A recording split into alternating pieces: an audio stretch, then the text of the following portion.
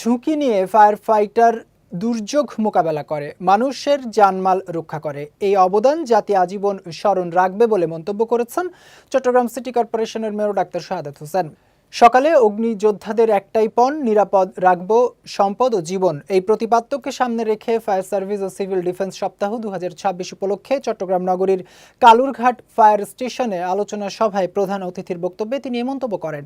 Fire service ও civil defence Chittagong বিভাগের উপপরিচালক মোহাম্মদ জসিম উদ্দিনের সভাপতিত্বে অনুষ্ঠানে বিশেষ অতিথি ছিলেন চট্টগ্রাম 9 আসনের সংসদ সদস্য আবু সুফিয়ান, চট্টগ্রাম বিভাগীয় কমিশনার ডক্টর মোহাম্মদ জিয়াউদ্দিন, বাংলাদেশ পুলিশের চট্টগ্রাম রেঞ্জের DIG Mohammad Moniruzzaman, CMP commissioner Hasan Mohammad Shawkat Ali.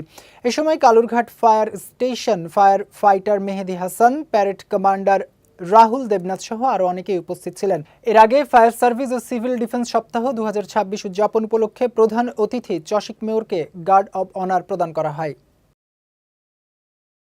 ওমানের